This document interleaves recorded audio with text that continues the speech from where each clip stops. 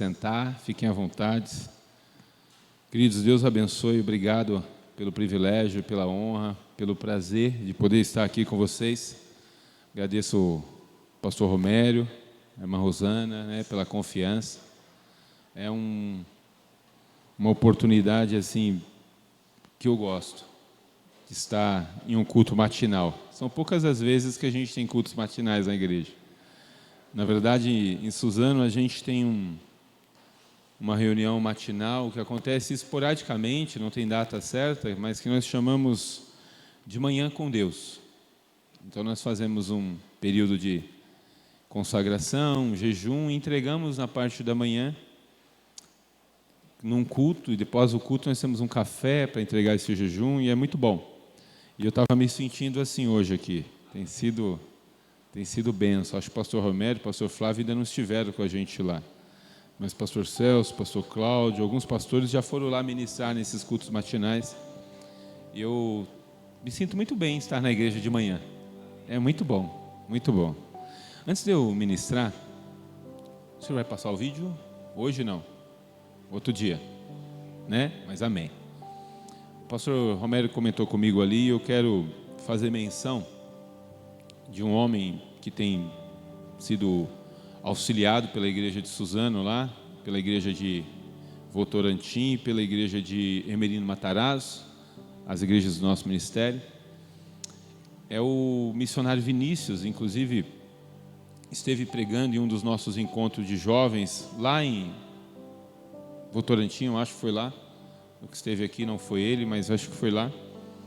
O missionário Vinícius hoje está na Índia, tem um trabalho com implantação de igreja e povos não alcançados. E eu tenho tido a incumbência, e ele tem me pedido. Então, perante o ministério, ali na reunião de pastores, eu tenho apresentado a causa dele. Ele tem algumas dificuldades para estar continuando esse trabalho por conta da necessidade do visto ser um visto de estudante. Então, eu quero apresentar aqui, primeiramente, o trabalho rapidamente dele, que é pregar o evangelho a pessoas não alcançadas e implantar igreja em lugares de difícil comunicação do evangelho. O missionário Vinícius está conosco há aproximadamente, eu acho que 8 anos. Nós temos assistido ele financeiramente e espiritualmente, mas não somente nós, como eu disse, algumas igrejas lá do nosso ministério. Ele pertence ao grupo de agência de missões chamada MCM, que é Missão Cristã Mundial. Eu particularmente conheço o pastor Wellington, que é o fundador da MCM, e sei que é uma comunidade, é uma agência muito séria, mas que quando esses missionários estão no campo, é função dos missionários buscar apoio, sustento, com igrejas parceiras, com outras igrejas, com suas próprias igrejas.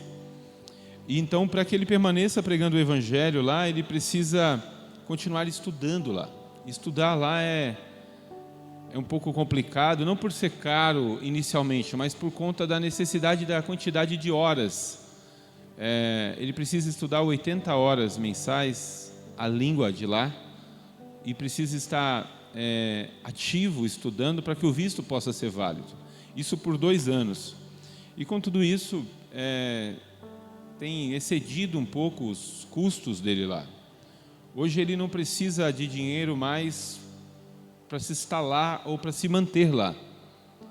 Assim, comer, pagar aluguel, cuidar dos filhos, ele tem 2 filhos, mas para continuar estudando, essa surpresa, e ele perdeu o apoio de uma agência de ensino que tinha lá, que custeava esse ensino. Então eu tenho divulgado nas igrejas, e aqui o pastor Romério me autorizou, esse apoio. Dá para pôr o vídeo?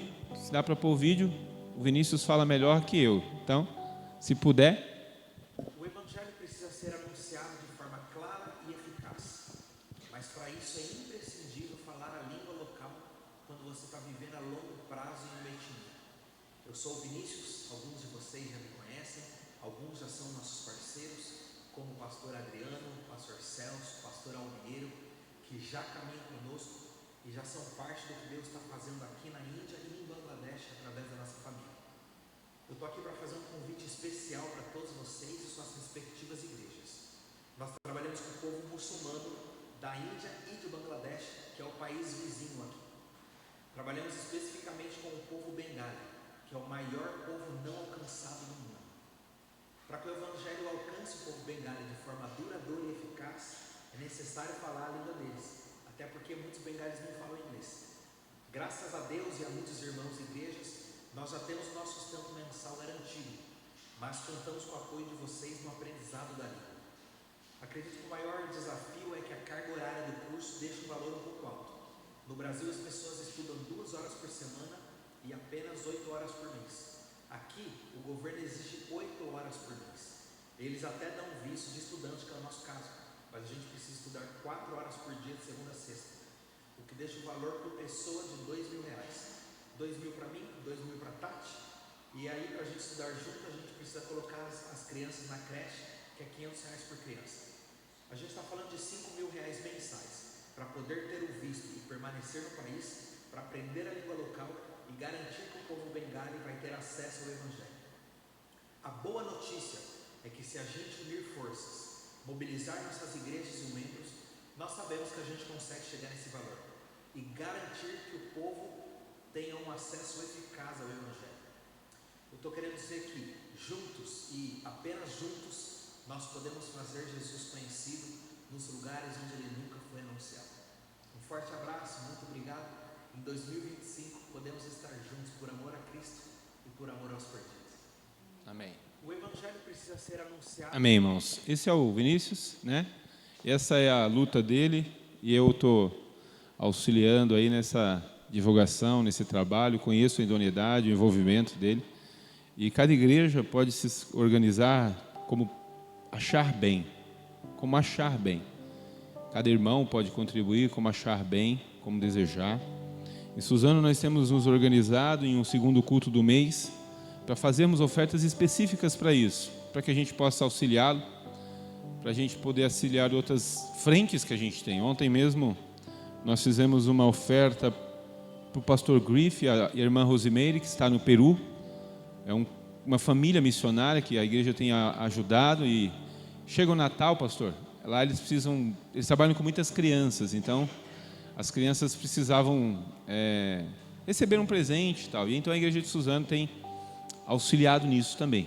A gente está, graças a Deus, amando a obra de missões e temos um projeto em um dia termos envolvimentos com 10 missionários em 10 lugares diferentes. Hoje são 5, já chegamos na metade, mas eu creio que Suzano vai chegar nesta bênção de ser uma igreja envolvida com missões, que respira missões, que pensa missões e que aprendeu a bênção da generosidade por almas que precisam conhecer Jesus. Amém? Eu vou falar um pouquinho disso na pregação, mas não nesse sentido, mas no sentido da importância daquilo que Deus nos dá, servir o reino. Então, amados, eu não queria tomar muito tempo, mas eu confesso que eu tenho vontade de falar bastante. Eu tenho vontade de falar muito. Pastor, com todo respeito, atrapalha se eu descer, não? A câmera não atrapalha, não? Fica ruim a câmera? Não? Fica, né? Obrigado por essa... porque às vezes a gente fala assim, licença irmãos, eu vou descer e tal, e aí os irmãos que prepararam tudo falam, puxa vida, esse pastor é brincadeira. Então, não, fica melhor assim. Eu quero, quem assiste, quem acompanha também, possa ouvir a palavra. Amém? Irmãos, eu estou direcionado por Deus no meu coração e a igreja, junto com o conselho da igreja. Nós estamos no mês de dezembro tratando uma série de pregações. E eu tenho falado sobre terminar bem para começar melhor. Então, nós temos tratado a importância de entendermos que Deus, Ele não precisa que o ano mude para que eu possa renovar as minhas esperanças. Ele não precisa que você deposite toda a sua expectativa na ideia do novo ano para que você então possa agora começar a estabelecer em você motivos ou motivação suficiente para você começar a ter esperança, crer, ter fé ou até acreditar naquilo que é novo. Então, em Suzano nós temos tratado já esse mês inteiro, e hoje é o 4º dia que nós falamos disso. A gente tem tratado diversas coisas, começando falando sobre a importância de você resolver aquilo que ficou, porque nós amamos as coisas novas. É muito gostoso entrar num carro novo, é muito bom entrar numa casa nova, é muito bom abrir a mesa de um escritório novo, é muito bom, e coisas novas são interessantes. Mas uma das coisas que nós iniciamos esse mês falando é que a maioria de nós temos problemas com o novo porque não sabemos lidar com aquilo que nós já recebemos. E resolver coisas passadas, resolver pontas soltas é fundamental. Eu dei o exemplo de Ezequias, o rei Ezequias, onde ali em Isaías 38, Deus manda Isaías visitá-lo e dizer: arruma a tua casa, a doença que você está é para a morte.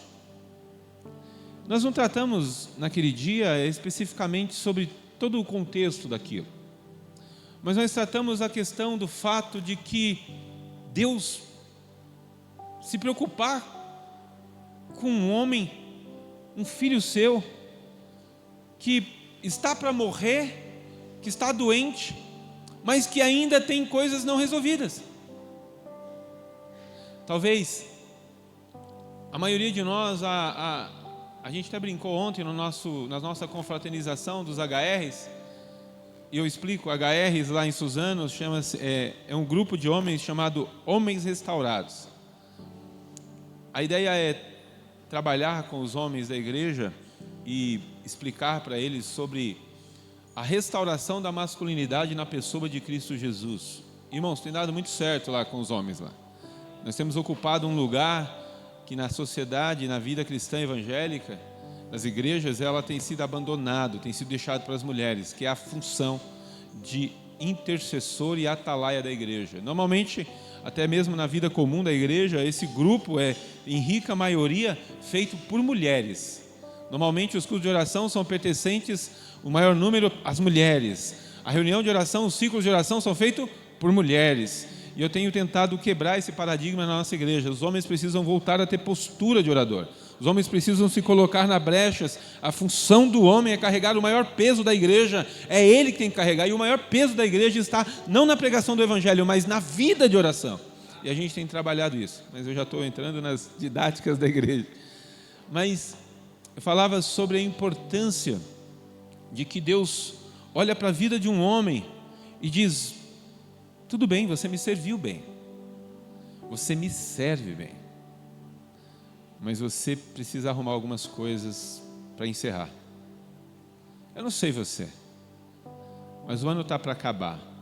Lá em Suzano eu disse: pensa bem, você gostaria de construir um ano novo ainda com resquício, com traços, com sentimentos, com rancores, com tristezas, com decepções, com falta de perdão ou liberação de perdão de um ano que você não fez?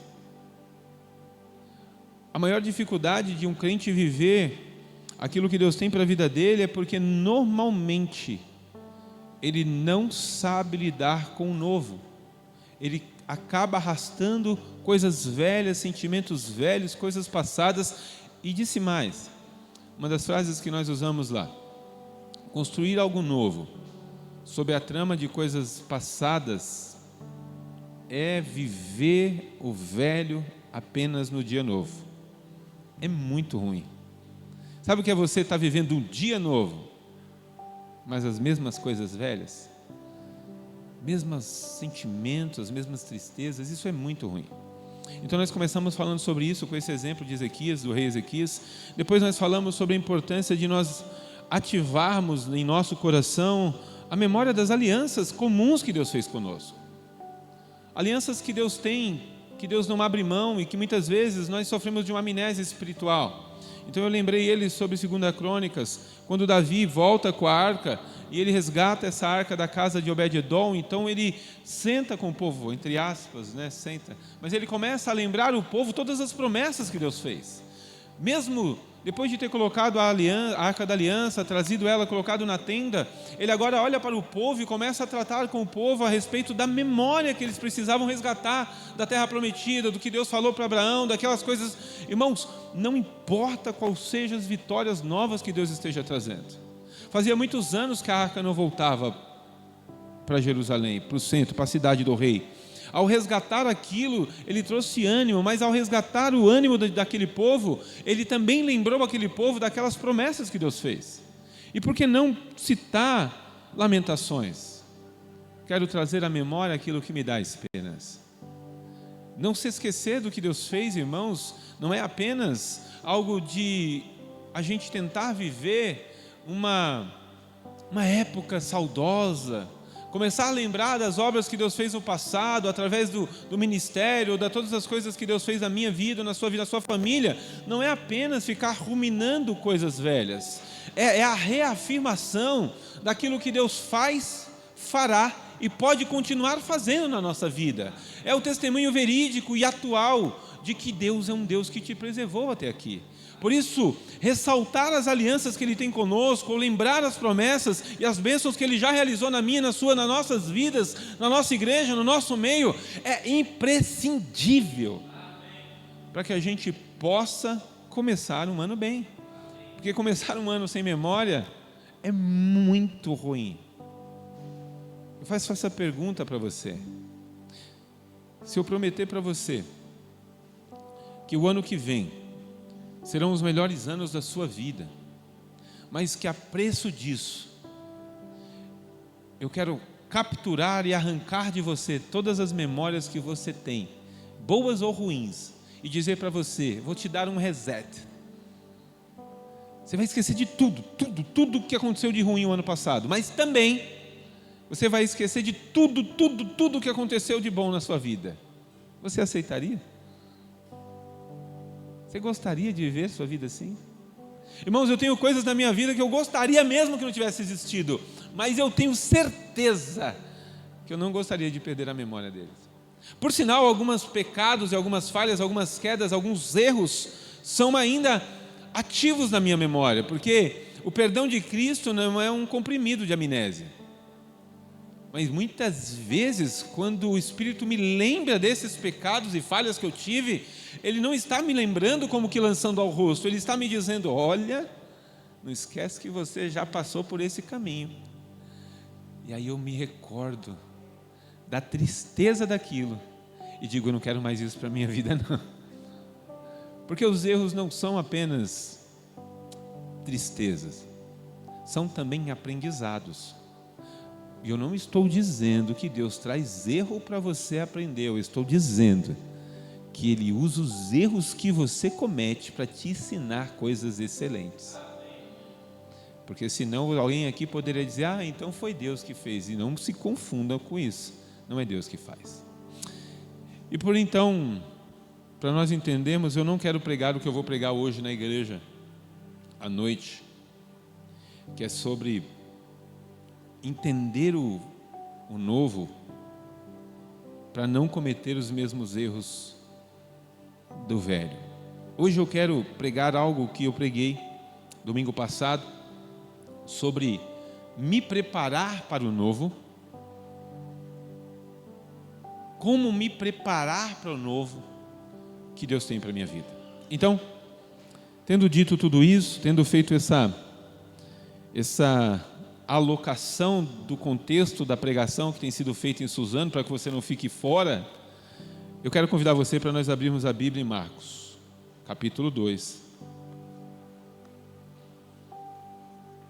E como disse domingo passado em Votorantim, não estou pregando isso só porque eu estou pregando na igreja, é porque Deus tem me incomodado e eu não consigo pensar em outra coisa. Essa série de pregação, ela tem capturado a minha mente e a minha capacidade de revelação, e eu tenho vivido realmente sobre isso. Meus devocionais, meus ensinos, minha pregação tem sido, quer na igreja ou fora da igreja, exatamente este assunto. Então, Marcos 2, me permita abrir aqui, e deixa eu pegar minha cola no celular, porque eu estou ficando mais moderno. Agora a gente usa cola no celular, né? A gente vai ficando mais moderno. Eu ainda vou lançar uma camisa da hora, igual a do pastor Flávio. Mas ainda não estou começando com o celular, mas eu vou ficar bonitão igual ele. E é o pior que eu fiquei sabendo que a personal style dele é a esposa. Então ela é uma mulher de muito bom gosto. Amor, por favor, me ajuda lá. Você só compra roxo para mim, preto? Meu Deus do céu. Muito bom. Quando as minhas meninas que querem me vestir, aí eu também fico exagerado demais, né? Irmãos, Marcos 2, versículo 22, fala da parábola da vinha, do vinho, do odre, né? E eu quero gastar um tempinho com isso, com os irmãos.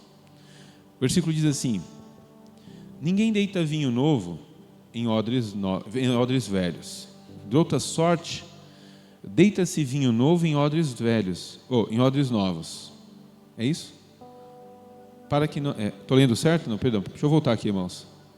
Ninguém deita vinho novo em odres velhos.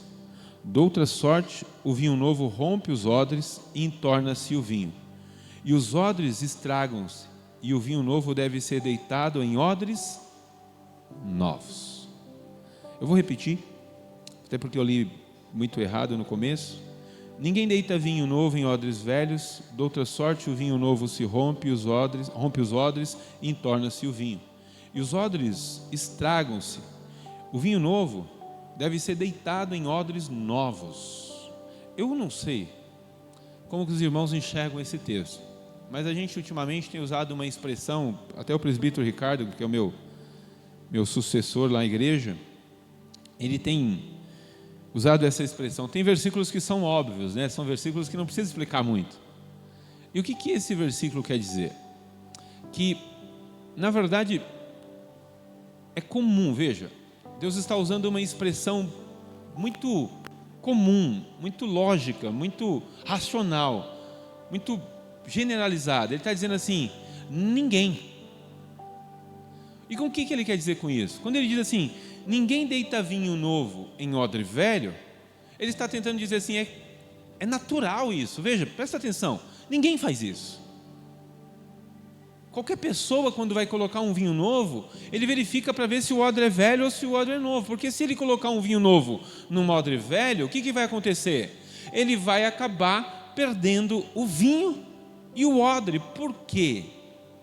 E aí eu falo 2 minutinhos sobre isso. Eu não sei se os irmãos sabem, mas odre não é vaso, não é tambor, não é barril de madeira. Odre é aquele negócio que você vê nos filmes que parece um saco de couro, sabe, costurado, e que as pessoas costumam carregar água, sabe, amarram assim, antigamente, coisa mais antiga. No sertão, no Nordeste, é muito comum a pessoa usar uma cabaça. Ela amarra a cabaça aqui, coloca água e vai trabalhar no trecho, né?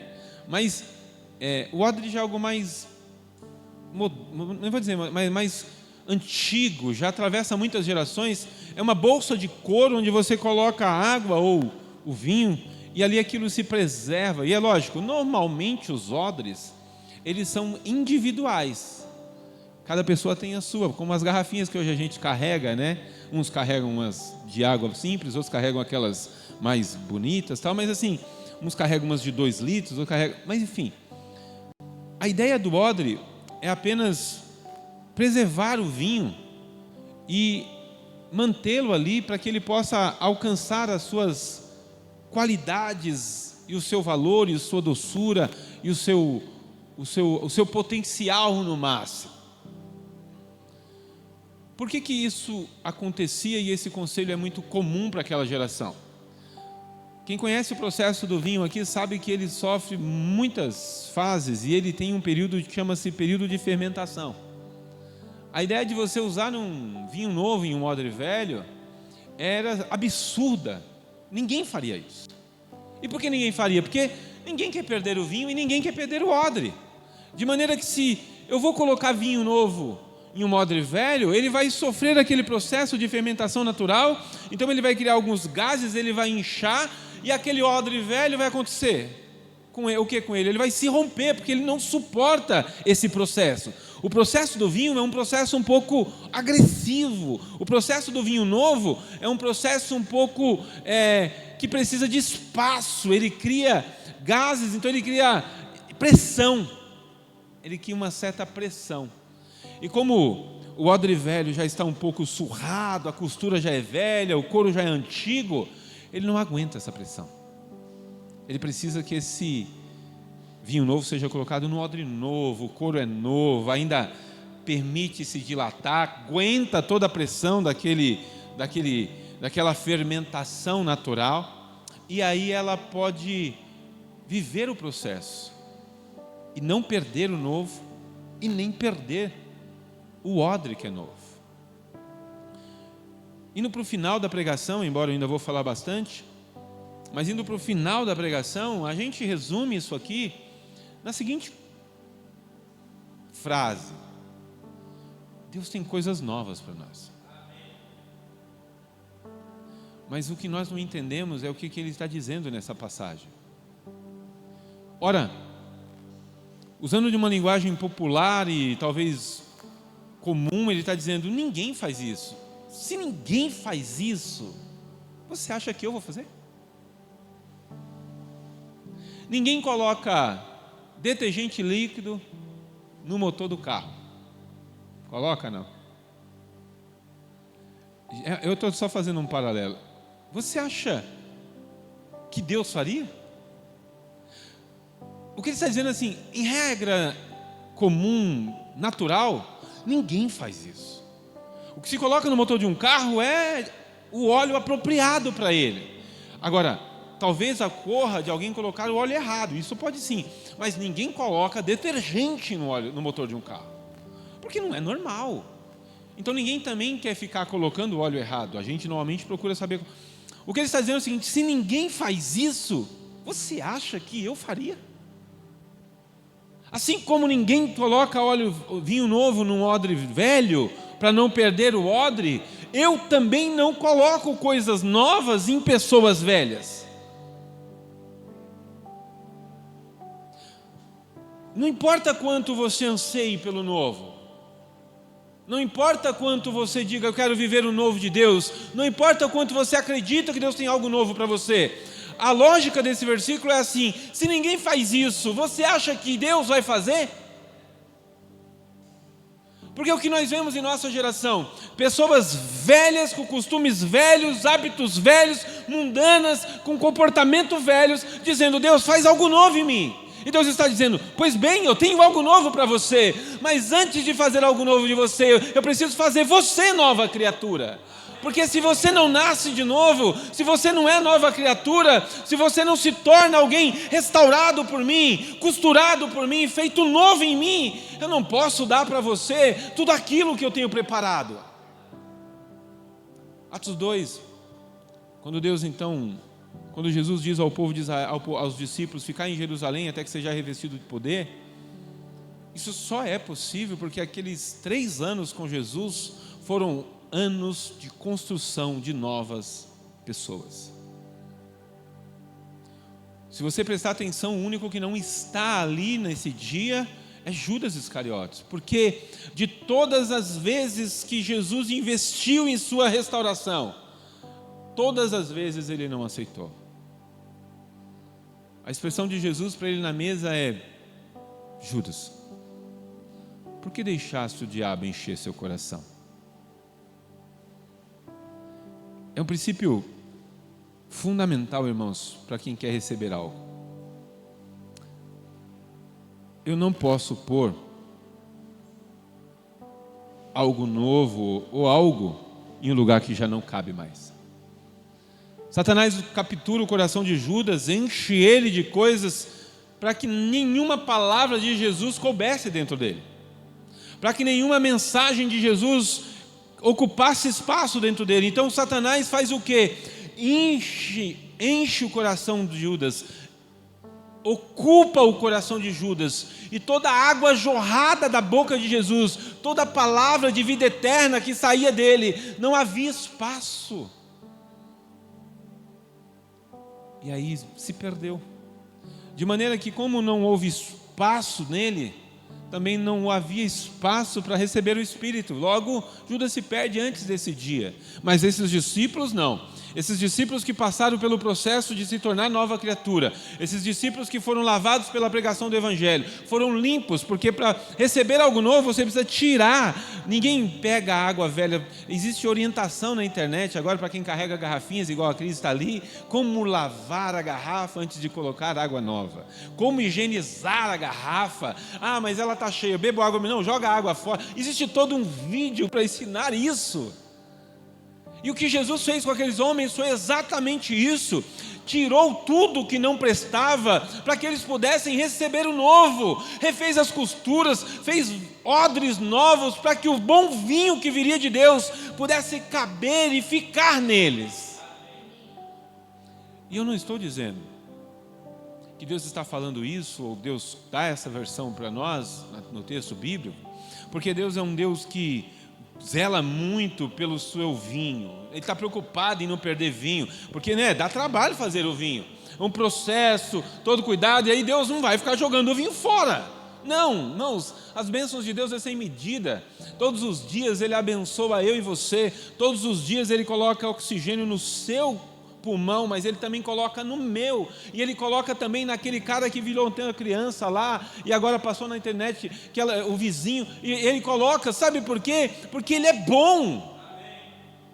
Os dons de Deus são sem medidas, e todos os dias Ele abençoa os crentes, os não crentes, os dele, os que não são dele, os que o temem, os que o odeiam. E o ateu que diz que ele não existe, ele sopra fôlego de vida nele. E o que amaldiçoa Deus, ele também sopra fôlego de vida nele, porque Deus é bom.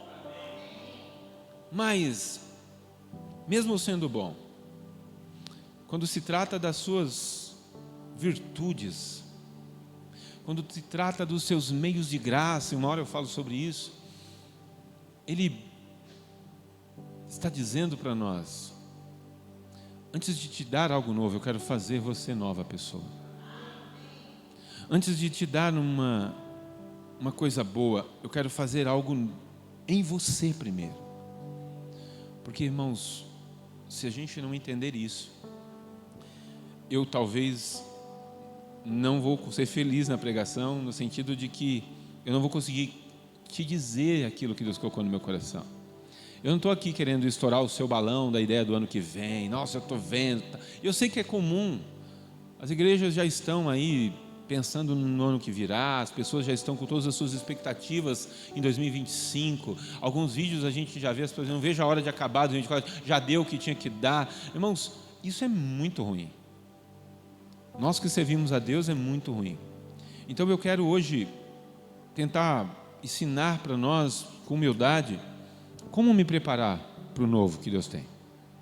Como que eu posso estar no novo melhor? Porque estar no novo requer preparo. As pessoas amam o novo. Pastor, eu queria muito que Deus me desse um carro novo. Sim, mas você está preparado para pagar o IPVA? Pastor, eu queria muito uma casa nova. Sim, mas você está preparado para pagar o IPTU? Mandar pintar? Todos os custos de uma casa desse tamanho que você quer, você está em condição. Você já se preparou para isso? Então, te dizer que Deus tem coisas novas para você o ano que vem, seria muito irresponsável se eu também não dissesse para você que Deus quer que você esteja preparado para essas coisas. Você precisa entender que o preparo de Deus para aquilo que Ele vai trazer sobre você é fundamental, e a Bíblia mostra na história de todos os homens dele, que Ele levantou para uma obra grande ou para um propósito, que antes disso Ele deu tempo de preparo. Os primeiros 40 anos de Moisés como filho da filha de Faraó não foram à toa. Os seus próximos 40 anos na casa do sogro Jetro, cuidando de animais, também não foram à toa. Tinham propósitos. Eu quero hoje citar algumas coisas, são muitas. Mas eu separei 4 que eu acho que são fundamentais para nos preparar para o novo de Deus. Então, eu quero te convidar para lermos Romanos 12, versículo 2. Eu sei que é um texto conhecido, mas como eu disse lá em Votorantim, faço questão que você leia, meu irmão. Faço questão que você abra a sua Bíblia, ou projetem aqui, né, como acontecia lá, ou na igreja em Suzano, que você possa ler esse versículo. Mas pastor, eu conheço de cor. Não tem problema. A gente lê junto, pensa junto, mastiga junto, né? É muito bom. Versículo 2 diz assim, de Romanos 12: E não sede conformados com este mundo, mas sede transformados pela renovação do vosso entendimento, para que possa experimentar qual seja a boa, agradável e perfeita vontade de Deus. Eu coloquei uma frase aqui, eu disse: mudança de mente é o requisito fundamental para você começar algo novo.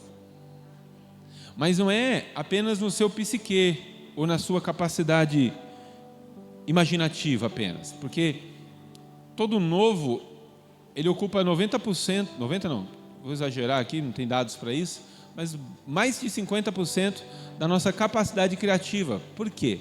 Você já pensou como você consegue imaginar o novo? Uma mulher consegue chegar num terreno vazio, só mato, um monte de torrão, e ela já olha e fala assim: eu vejo uma lareira ali. Nossa, eu consigo já pensou a gente sentado no sofá aqui? Nossa, aquele sofá branco que eu vi naquela loja 10 anos atrás.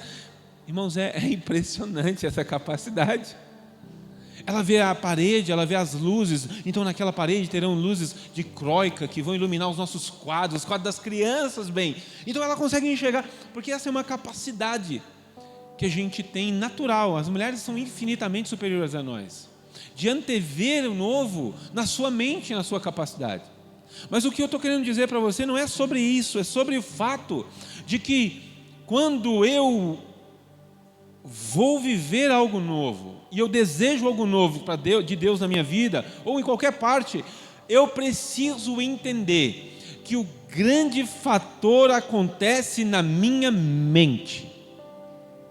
E se eu não tenho uma mente transformada, se eu não tenho uma mente renovada, se eu não tenho uma mente impactada pela palavra, pelos traços do nosso Senhor Jesus, pelos aspectos do seu Espírito em nós, eu infelizmente não saberei lidar com o novo.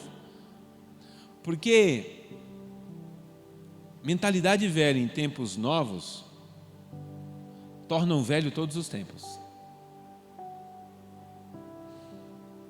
Eu brinquei lá na igreja do pastor Albiero que tem gente, eu não estou querendo ofender a idade de ninguém, nem a experiência de ninguém, mas tem gente que a mente é tão velha, tão velha, tão velha, tão velha, que é capaz de pegar um iPhone e fazer assim. Sabe aquilo que a gente fazia as crianças nem sabem o que é isso. Falar de um telefone que você punha o dedo e girava para digitar, eles não sabem nem o que é isso. Mas veja, pegar um iPhone e fazer isso é problema de quê? De mente. E é impossível você conseguir viver uma transformação. Por que o apóstolo Paulo ele amarra a transformação de uma pessoa à renovação de um entendimento? E ele não está falando apenas espiritualmente também, ele está falando em todas as áreas da nossa vida. Por que nós temos dificuldade? Por que ele amarra essa transformação em uma coisa chamada renovação de entendimento? Porque se a mente não está preparada, e na maioria das vezes que você lê na Bíblia, coração, coração, coração, a tradução original ali é mente. Filho meu, dá-me o teu coração.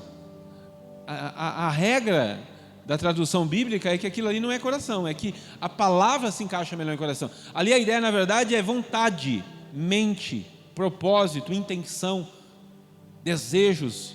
Dá isso para mim. Uma mente que não se submete a uma transformação de entendimento, mas que deseja algo novo, é uma pessoa que vai entornar o vinho. É uma pessoa que vai romper. É uma pessoa cujas costuras são velhas, não vai suportar o processo do vinho, o vinho não aceita isso. Deus não está, e eu volto a dizer, quando eu digo a respeito do vinho se perder, veja que a expressão desse versículo não tem a ver com desperdício. É como se eu jogasse essa água no lixo aqui, ou jogasse no chão aqui, e sim, é um desperdício. Mas o pastor Romero não estaria preocupado com essa água. Tem mais água, tem outros copos desse aqui. Não falta água, Deus tem vinho em abundância. Mas o texto está tratando sobre conservação.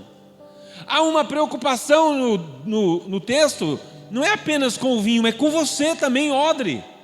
Veja o que ele está dizendo, porque se alguém coloca vinho novo em odre velho, ambos se perdem. Ele está preocupado com a perca, não do vinho, mas o odre que se perde. E um odre que se perde é precioso para Deus. Um odre que se perde, por que a gente vê muita gente frustrada, trocando de igreja, desanimada, tentando viver novidades e tal, mas com uma mente, chega lá, parece que está assim, vivendo, você vai ver fotos, eu tenho experiência na minha igreja de gente assim, você vai ver momentos, a pessoa está deslumbrada, mas vai passando o tempo, não suporta o processo, e às vezes volta lá na igreja dizendo, pastor, não deu. Descobri que não era para mim isso lá. No final eu acabei perdendo muitas coisas do que eu achei que eu queria ganhar. É muito perigoso. E tudo isso se dá porque Deus, Ele antes de entregar um novo, Ele quer renovar a sua mente, o seu coração. Ele quer fazer com que o seu entendimento seja mudado. Ele quer transformar você. Porque não é apenas um processo de troca. Eu não estou pregando aqui um processo de troca. O Evangelho não é um processo de troca. Porque veja, se o seu odre estiver velho e não suporta o vinho novo, o que você faz? Você troca o odre velho pelo novo, não é assim não? A garrafa velha está dando gosto para você na boca quando você vai beber água, o que você faz? Troca a garrafa velha pela nova. Mas é aí que entra o mistério da transformação de entendimento, da transformação na renovação de entendimento. É que o Evangelho é sobre isso, é pegar um velho Adriano, um cara que ele não me matou o Evangelho, ele não matou o Adriano quando tinha 16 anos, ele não enterrou o Adriano e trouxe o Adriano de volta, e aí falou assim, não, agora sim, agora, não, ele catou o velho Adriano, ele matou um velho Adriano interno, e ele trabalha com esse velho Adriano, e ele todos os dias faz nova a minha vida na presença dele. Então o processo, e como é que ele faz isso, pastor? Mente. Irmãos, eu tenho dito isso na minha igreja. Quem me conhece, eu estou há 17 anos na igreja de Suzano. Eu não sou o mesmo pastor. E já estou avisando, se prepara, daqui a uns anos eu não serei esse mesmo cara. Eu serei outro. Porque eu conheço um Deus que muda a minha vida todos os dias. Se Ele muda a minha vida, Ele muda a minha mentalidade.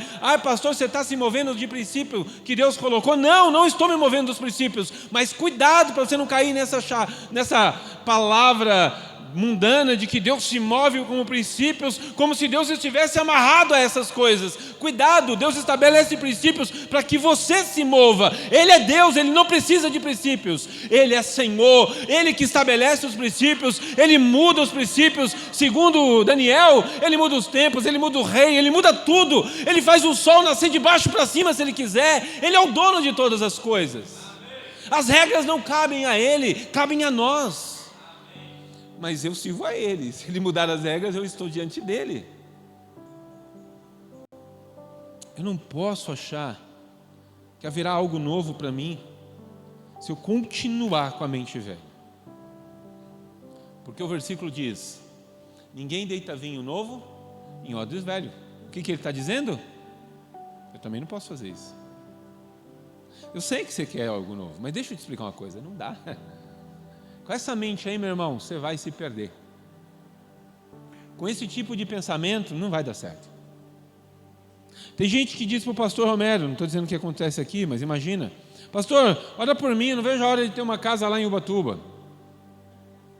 Aí o pastor Romero inocente, amando a própria alma, diz: amém, vou orar. E anos e não vem. Sabe, não vai ter. Deus conhece. Se der, se perde.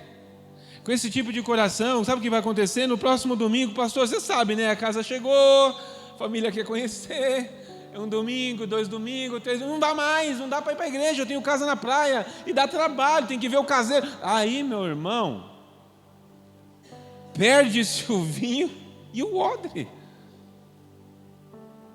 Deus é muito direto em dizer: ninguém faz. E você acha que eu vou fazer?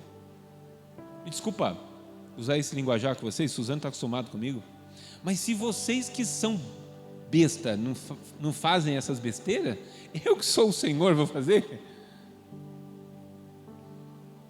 A preocupação não é necessariamente com o vinho, a preocupação é com o odre.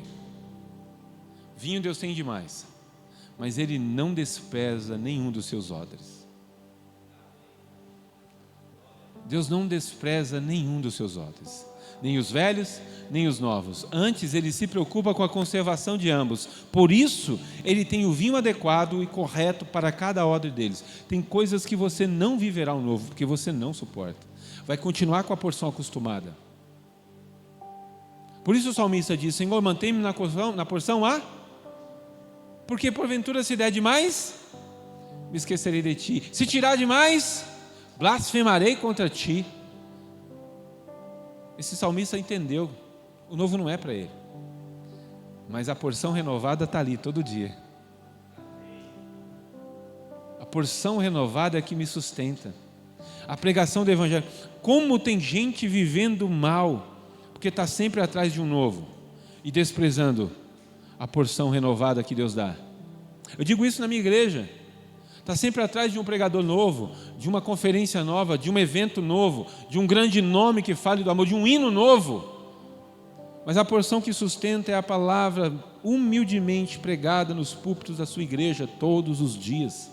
Há um investimento para desvalorizar a igreja local e a pregação do pastor comum, o tradicional, porque só vale o que é dito pelos grandes nomes e pelos grandes teólogos, mas o sustento, a porção acostumada não será dado lá fora, será feita todos os domingos pelo velho, cansado, exaustado pastor de todos os dias.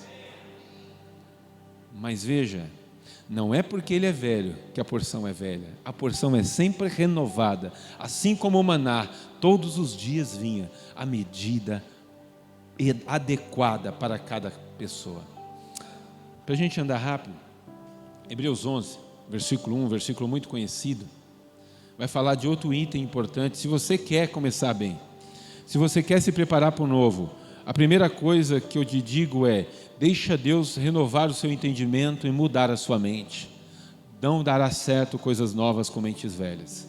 Mas uma coisa fundamental, e se eu não falasse isso, eu seria antibíblico, porque isso é de conhecimento comum, é você entender que a fé é fundamental para viver o novo. Ora, versículo 1 de Hebreus 11: a fé é o firme fundamento das coisas que se esperam e a prova das coisas que não se veem. Você está vendo o ano novo? Você está vendo o ano que vai chegar?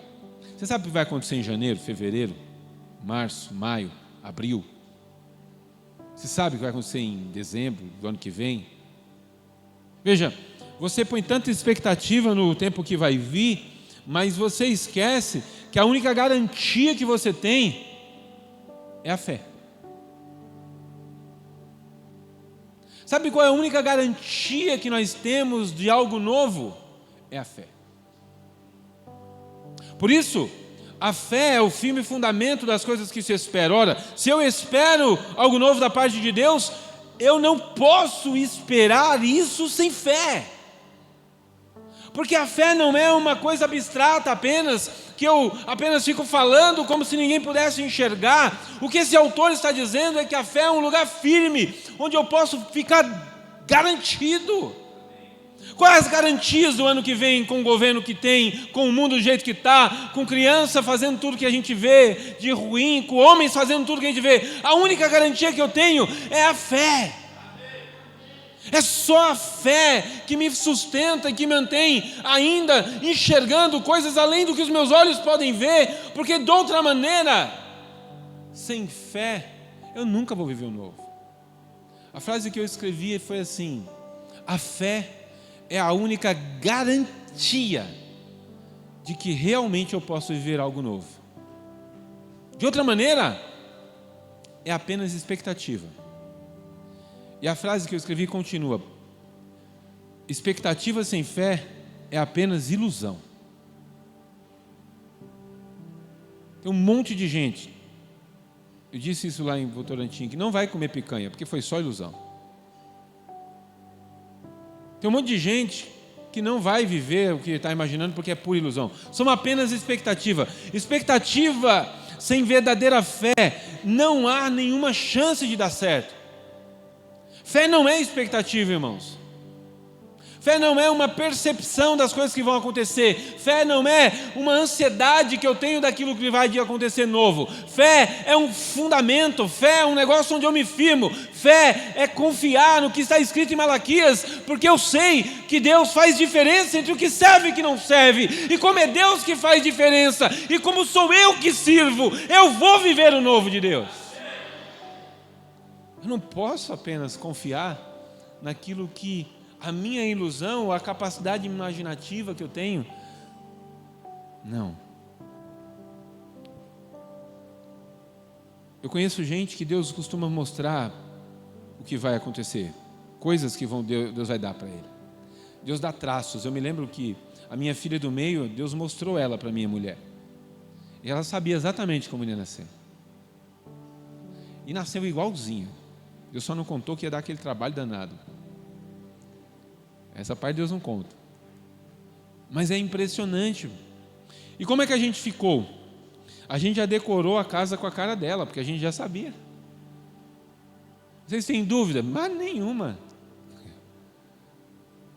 Deus, quando Ele coloca algo nos nossos corações, se a gente não tem fé, se a gente apenas rumina ou imagina ou fica tentando criar expectativas da nossa ilusão, irmãos, o fim será apenas ilusão. Quantas pessoas não estarão frustradas no final do ano, que não terão o que comemorar?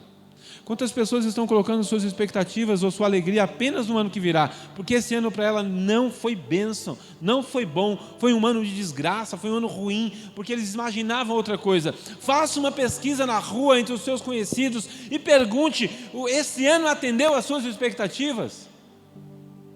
E você descobrirá que muita gente está mais com esperança no que virá do que nesse que passou. E por que isso acontece? Não é porque o ano foi bom ou ruim só. É porque muitas vezes a nossa esperança não é acompanhada de fé, irmãos. A nossa expectativa não é acompanhada de fé.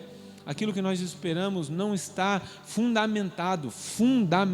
O versículo diz assim, olha: a fé é o firme fundamento das coisas que se espera. Não, a fé não é apenas um pano de fundo. A fé não é apenas algo que a gente diz assim: não, mas eu creio. Não. A fé é uma coisa pela qual eu deposito toda a minha confiança, onde eu me lanço ainda que eu não veja. É a prova das coisas que não se veem. A fé é simplesmente pular de paraquedas. Não tem coisa mais estranha que pular de paraquedas. Você já parou para pensar? A quilômetros de altura, você põe uma mochila nas costas e pula de um avião. Não tem nada te segurando. A única confiança que você tem é que aquela bolsinha vai abrir e você não vai morrer. Mas você não sabe quem montou aquela bolsinha, não foi você que montou, mas você acredita que ela vai abrir. Você não é especialista em montar paraquedas, você não é um técnico de paraquedas, você nunca pulou, mas você vai fazer uma viagem e pula de lá. Por que você pula? Porque você acredita. A fé é sobre isso. É mesmo sem conhecer muitas coisas, sem enxergar muitas coisas, sem perceber muitas coisas. É sobre pular e confiar. Por isso, se você quer viver algo novo mesmo, eu te dou um conselho: não entre nesse barco sem fé. Porque entrar num ano novo é pular de um avião. Calçar os pés com expectativas vazias, sonhos, imaginações, é seu direito. Mas se assegurar, fazendo uma previdência de que seu ano, independente do que vai acontecer, do que está preparado, porque Deus sabe todas as coisas, você terá um fim melhor que o começo, só é possível se você abraçar a fé, investir na sua fé, entrar por meio da fé. E não é questão de pisar com o pé direito ou pé esquerdo, é por inteiro, porque fé exige de nós uma entrega completa, não parcial.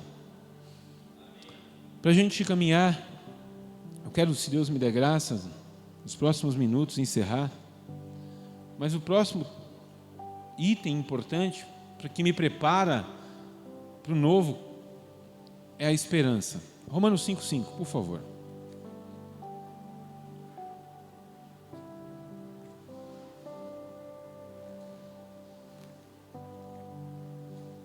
Romanos 5,5 tem um texto muito importante para nós. Diz assim: a esperança não traz confusão, porquanto o amor de Deus está derramado em nossos corações pelo Espírito Santo que nos foi dado.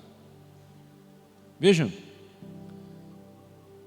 se tem um povo, eu disse isso e essa é a frase que eu separei, que pode ter esperança nessa vida, é o cristão.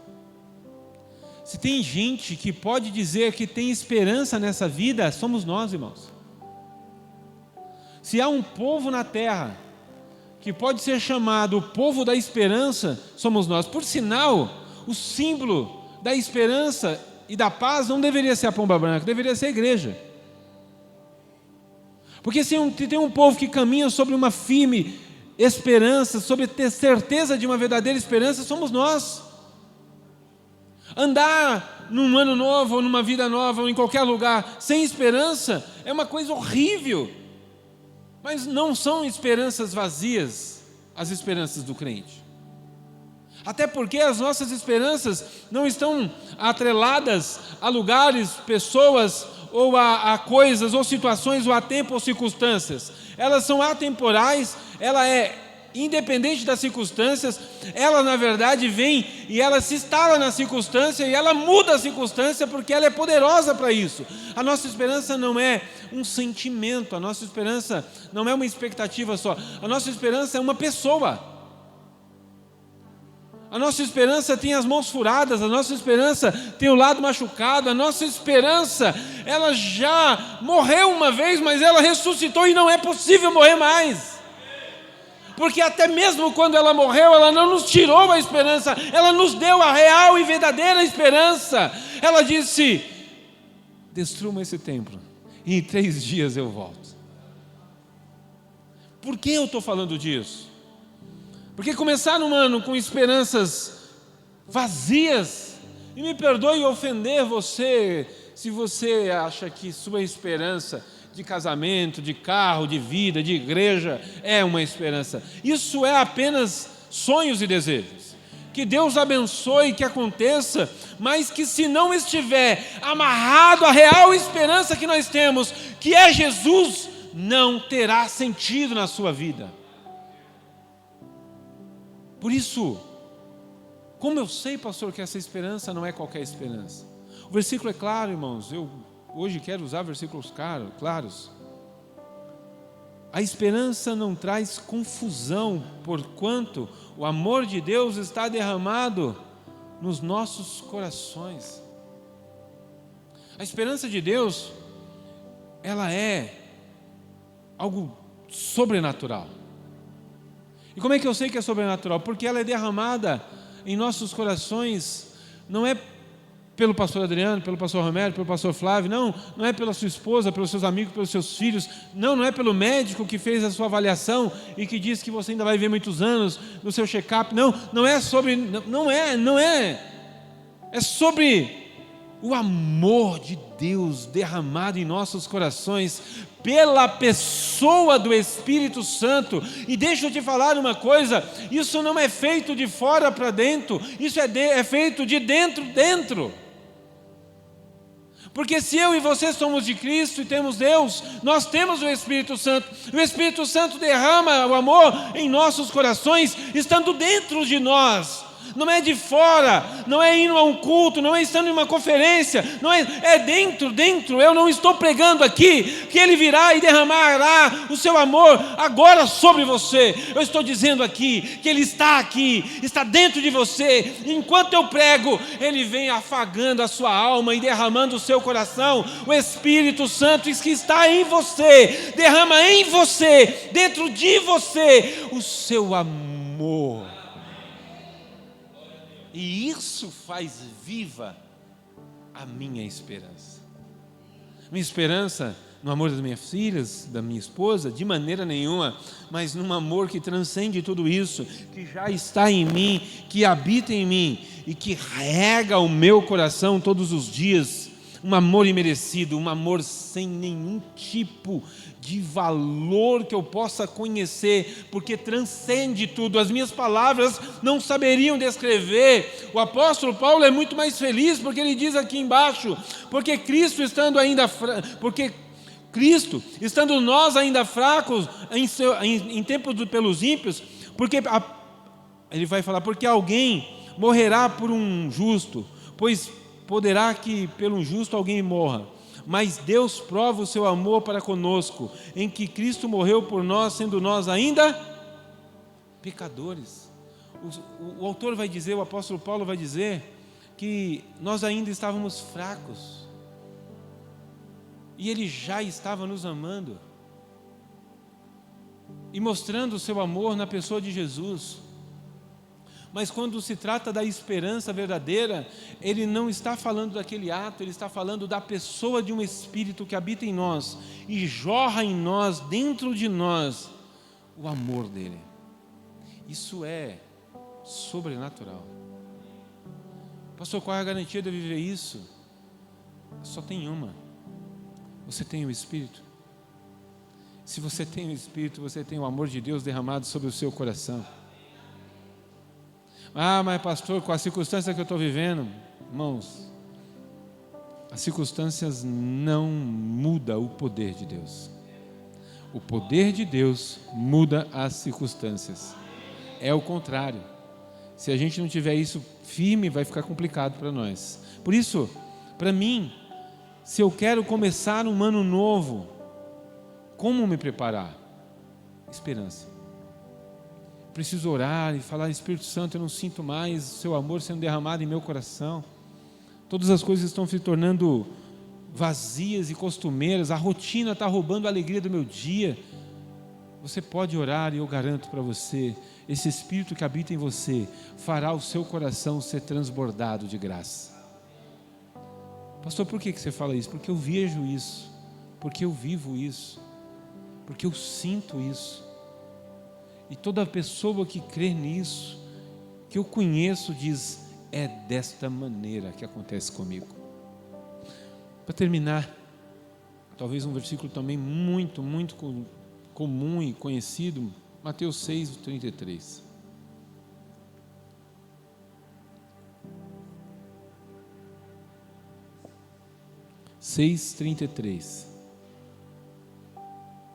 Bem conhecido, a gente poderia citar de cor, mas eu queria que você lesse. Mas, buscai primeiro o reino de Deus, a sua justiça, e todas as coisas vos serão acrescentadas. Sabe, um dos problemas nossos com o novo é que nós queremos ajudar a Deus. Por isso o mundo, eu acho que criou a ideia mais abominável do Natal. Eu sou um pregador radical contra esse item do Natal. Eu não sou contra o Natal. Por favor, irmãos, quiser fazer na sua casa, amém? Nem sei como é que o pastor aqui, já estou entrando. Mas tem uma coisa que me ofende.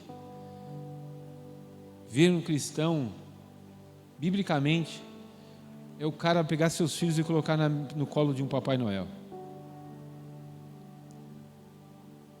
É você tributar a alguém uma imagem imaginativa aquilo que não cabe a Ele. Isso fede espiritualmente para mim. E o cheiro disso espiritual é de idolatria, nojenta, horrível. Ah, mas é bonito. Irmãos, desculpa, eu não consigo nem achar bonito mais. Vou brincar com os irmãos, eu tenho até um certo ranço, um carinha de vermelho com um gorrinho na minha frente. Mas e na igreja eu falo isso um pouco mais duro, confesso para vocês. Você está achando que eu estou sendo duro, você não sabe como é que eu falo na igreja. Uma das coisas que a gente precisa entender, e por isso esse personagem hediondo do Natal, ele captura a mente dos corações das pessoas, porque o que se faz com ele é: eu escrevo a minha vontade, ele me entrega exatamente aquilo que eu quero. Mas o Deus que eu conheço não tem nada a ver com isso. Primeiro, o Deus que eu conheço não confia na sua vontade. Ele sabe que a sua vontade não é boa. Na verdade, se tem um negócio que a gente não presta, é para ter boa vontade.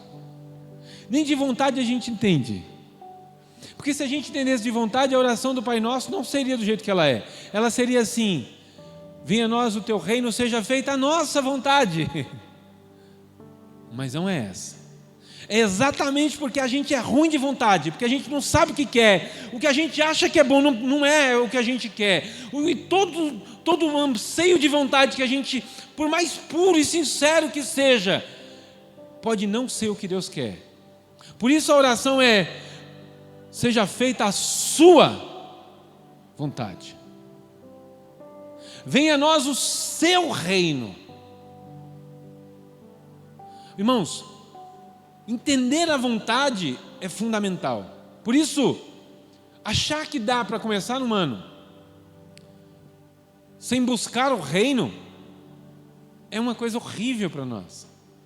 Imaginar o novo desprezando o reino e a sua justiça é horrível. E por que eu estou falando isso? Eu sei que muita gente tem planner. Minha filha adora, minha filha mais velha. E talvez muita gente já esteja escrevendo com os sonhos e anseios e os projetos. O ano que vem é a fase mais mentirosa do ano. O ano que vem eu vou perder tantos quilos. No ano que vem eu vou fazer 6 anos, que eu vou começar um curso. E quantas vezes não começam? Quantos estão aqui já que se inscreveu na academia várias vezes, vários começos de anos e depois parou? Dezembro, o índice diz que é a época de mais academia lotada. Dezembro e janeiro. Fevereiro ela já se esvazia de novo. Por quê? Porque nós somos de promessas vazias.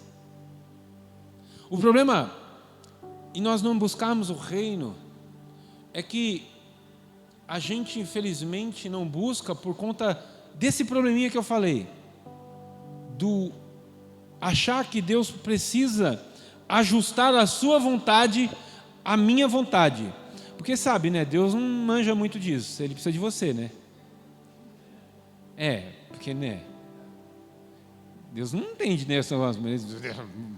Tudo bem que Ele é Deus, mas a minha vontade entendo eu, né? E não é, nem a sua você entende. O que eu quero que você entenda é que achar isso é tão problemático, porque veja, isso produz em nós, as nossas vontades, boas, interessantes, saudáveis às vezes, familiar, elas são um problema para nós. Nós queremos que o Senhor nos dê um novo emprego porque queremos ganhar mais. Mas será que é porque nós queremos o reino? Será que é porque nós queremos um salário melhor? Porque queremos investir no reino para que o reino de Deus avance e possa impactar mais vidas? Ou será que Deus ele quer dar um salário melhor para nós porque Ele quer a gente sentado no melhor sofá, numa TV de maior polegada, num carro mais confortável? Será que é sobre essa vontade? Será que Deus quer nos dar um novo emprego, um novo salário, um novo carro? Porque é exatamente isso, a nossa vontade, porque Ele está preocupado com a nossa vontade.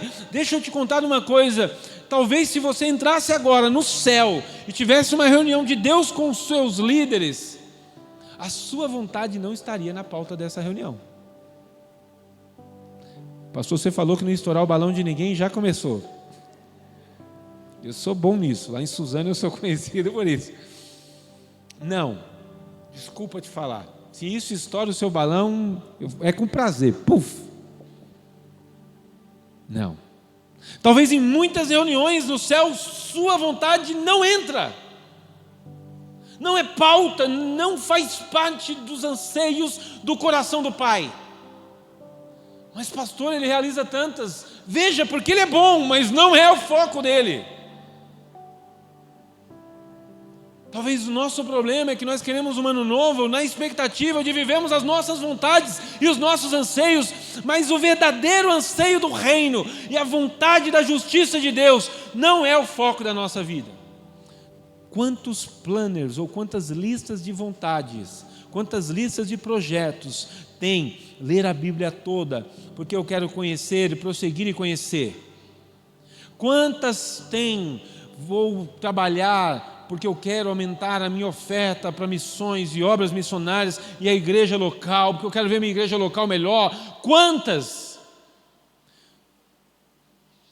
Eu abro um aspas aqui e falo o que eu falei lá em Votorantim, licença, pastor Romero, e disse isso na minha igreja, no Conselho Gestor de Dinheiro. Será que Deus está aumentando as nossas ofertas na igreja porque Ele quer que a gente compre bancos mais confortáveis, tenha ar-condicionado, tenha um lugar melhor? Será que Ele não está aumentando para a gente investir em missões? Será que Ele não está preocupado com os povos não alcançados? Será que Ele não está preocupado com almas perdidas? Será que porque Ele sabe que nós vamos ficar aqui, nós não sairemos daqui, então Ele aumentará a nossa renda para a gente ajudar a gente que já está lá fazendo a obra? Será que não é por isso? Mas não. Nós queremos amarrar a vontade do reino, as coisas do reino, a nossa vontade, e dizer, se Deus deu é para eu gozar. Se Deus deu para mim é porque era para mim. Sabe qual é o meio que Deus alcançou, escolheu? O meio de graça, e esse é um dos meios de graça, são vários, mas um dos meios de graças que Deus escolheu para levantar e levar a sua palavra em meio à terra é abençoando o seu povo. O fato de você não ficar desempregado não é porque você se preocupa com sua comida e seu prato só. É porque Ele também se preocupa com a obra do reino. O fato de você ter emprego, sempre serviço, o fato da sua empresa faturar mais, não é porque Ele quer te dar o barco que você quer para viajar. Talvez não. É porque talvez Ele quer que você continue sem barco, mas investindo nessa empreitada de pregar o Evangelho, investindo em gente que tem largado a família e ido lá pregar em vários lugares, ou investindo na igreja local para que ela possa alcançar mais e mais vidas. Amados irmãos, se eu pretendo começar algo novo e eu não estou buscando as coisas do reino e nem a sua justiça, e o que é a sua justiça? Essa é a parte mais complicada desse versículo, porque quando a gente fala buscai o seu reino é muito genérico, mas quando entra em justiça a gente precisa esmiuçar, porque o reino é tudo, o reino é a vontade, o reino é o desejo, o reino é o projeto, o reino é a igreja, o reino é o pastor, o reino é o pai, o reino é o filho, o reino é o espírito, o reino é todas as coisas. Mas a justiça, ela é um pouco mais resumida e muito mais focal. O foco da justiça tem a ver com a realidade do reino governando a sua vida agora, mudando o seu estilo de vida hoje, traçando sobre você as ordenanças do reino de maneira pontual, individual, para que você possa se adequar a esse governo que você não enxerga. Por isso a justiça do reino é a parte mais difícil desse versículo. Por que isso, pastor? Porque a justiça do reino, ela não se instala em mim para falar para o ímpio, eu sou do reino, me respeita. Ela se instala em mim para que o ímpio veja que há justiça na terra. Então eu não sou apenas um campo onde é semeada a justiça, Eu sou um espelho onde o reino elegeu para refletir a justiça do reino e o mundo possa saber que há um povo na terra cuja justiça do céu continua vigente, acontece e não muda, porque acontece na sua e na minha vida. E para terminar, todos esses itens, pastor, se eu quero começar bem, como me preparar para o ano? Eu preciso terminar bem. Terminando bem para começar melhor, requer então olhar para o novo e me preparar para ele. E preparar para o novo é mudança de mente, investir na minha fé, reconhecer quem é a real esperança da minha vida e buscar afinco, com foco, com desejo, com esforço, o reino e a sua justiça. E os sonhos? Está nesse texto, são as demais coisas. Mas e o meu sonho? Está nesse texto, mas é tão secundário que a expressão é: as demais coisas vos serão acrescentadas. Mas reino e justiça tem foco aqui nesse texto. Dizer isso para nós essa manhã não é apenas dizer para você que sua vida não está boa, ou está ruim, ou não sei o quê. Não é sobre isso. Ou que precisa melhorar. Não é sobre isso. É apenas alertar você para que você não venha entrar num ciclo, num loop vicioso de vida cristã, de que entra ano, sai ano e a pessoa nunca é transformada. Entra ano, sai ano e é sempre a mesma velha pessoa. Entra ano, sai ano e a trama da vida é sempre a mesma. É sempre o mesmo crente, as mesmas derrotas, as mesmas lutas. Não é sobre isso. É sobre te alertar de que Deus está dizendo: eu tenho novo.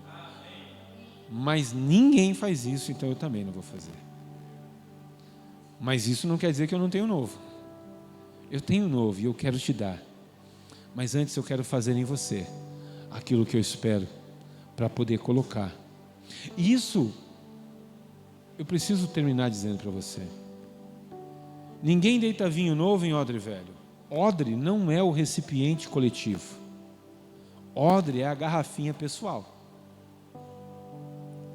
Odre é o Flávio, que pessoalmente é filho de Deus e dependente de ser pai da Cris e esposo da Regina. E eu tenho algo para o Odre, chamado Flávio. É lógico que quando nós estamos em família, arrasta tudo, né? Parece que ele junta os odres e fala: eu vou colocar o mesmo vinho em todos eles. Até porque ele espera isso. Mas o ano novo é tão individual, ou as coisas novas é tão individual também, que nesse texto a ideia de ser um recipiente exclusivo e especificamente individual é que talvez Deus esteja querendo nos ensinar nessa manhã, dizendo: você está olhando talvez para o novo de maneira coletiva, mas eu estou olhando para o novo de maneira individual. E eu começo coisas novas em lugares novos através de odres novos e pessoas novas. Deus não precisou de muita gente. Com John Wesley ele avivou a Inglaterra. Com John Knox ele conseguiu impactar a Escócia. Um odre